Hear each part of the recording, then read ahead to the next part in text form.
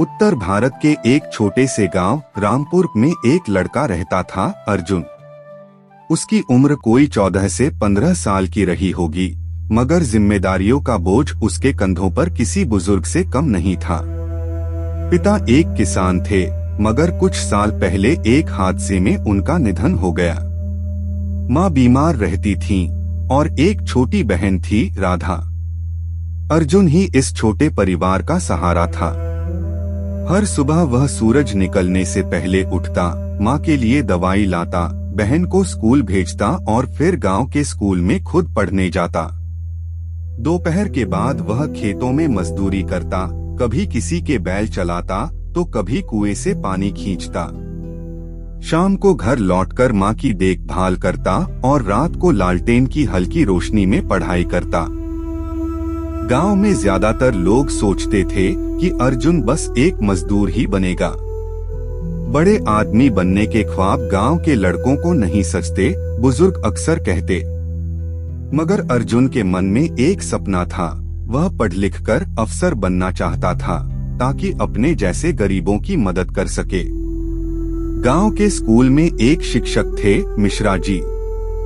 उन्होंने अर्जुन की लगन देखी और उसे प्रोत्साहित किया।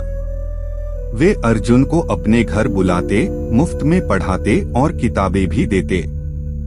तू मेहनत करता रह बेटा, भगवान तेरी मेहनत जरूर रंग लाएंगे, मिश्रा जी हमेशा कहते।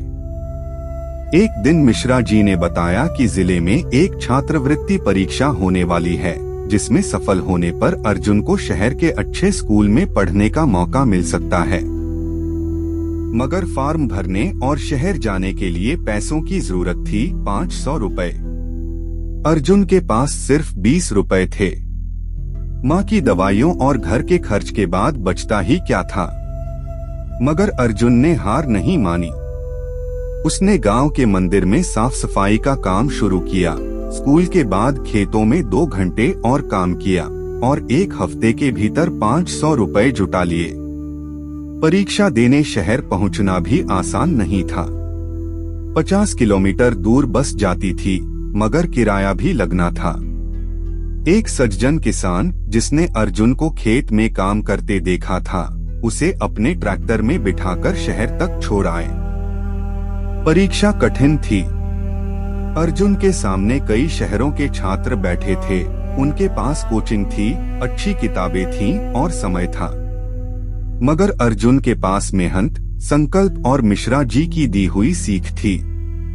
परीक्षा के 3 महीने बाद परिणाम आया। अर्जुन का चयन हो गया था। उसे छात्रवृत्ति भी मिली और शहर के एक प्रतिष्ठित स्कूल में दाखिला भी। पूरा गांव हैरान था। कुछ ने तारीफ की, कुछ ने जलन से कहा, अर्जुन तो बस किस्मत वाला निकला। मगर अर्जुन जानता था, ये किस्मत नहीं, मेहनत का फल था। शहर में जिंदगी आसान नहीं थी। अर्जुन को नए माहौल में ढलना पड़ा। वह हॉस्टल में रहता, जहां कई बच्चे अमीर घरों से आते थे। कई बार उसका मजाक उड़ाया गया। उसके कपड़े पुराने थे, जूते घिसे हुए थे, अंग्रेजी कमजोर थी। मगर उसने किसी की बातों का बुरा नहीं माना। वह हर दिन मेहनत करता रहा। रात को जब सब सोते, वह पढ़ाई करता। खाली समय में लाइब्रेरी जाता, अपने शिक्षकों से सवाल पूछता। धीरे धीरे उसकी मेहनत रंग लाने लगी। वह पढ़ाई में टॉप करने लगा, भाषण प्रतियोगिताएं जीतने लगा और स्कूल के शिक्षकों की नजरों में चमकने लगा। अर्जुन ने 12वीं अच्छे अंकों से पास की और फिर दिल्ली के एक कोचिंग संस्थान में छात्रवृत्ति पाकर यूपीएससी की तैयारी शुरू की। यह देश की सबसे कठिन परीक्षा मानी जाती है, मगर अर्जुन के लिए यह उसका सपना था, जो वह बचपन से देखता आया था।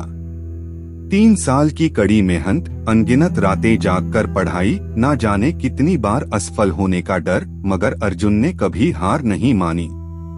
अंततः जब परिणाम आया, अर्जुन का नाम टॉप 50 में था। वह भारतीय प्रशासनिक सेवा (IAS) में चयनित हो गया था। अब अर्जुन एक अफसर था। जब वह पहली बार अपने गांव लौटकर आया, तो फूलमालाओं से उसका स्वागत हुआ।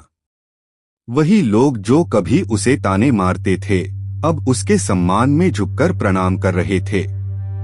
मिश्रा जी की आंखों में आंसू थे खुशी के।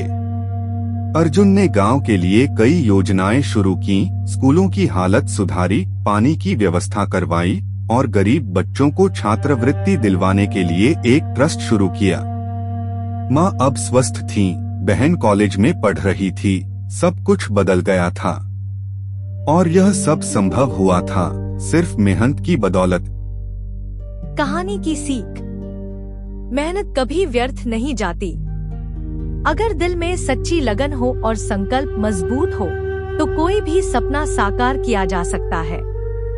किस्मत उन्हीं का साथ देती है जो अपने भाग्य को अपने हाथों से लिखना जानते हैं।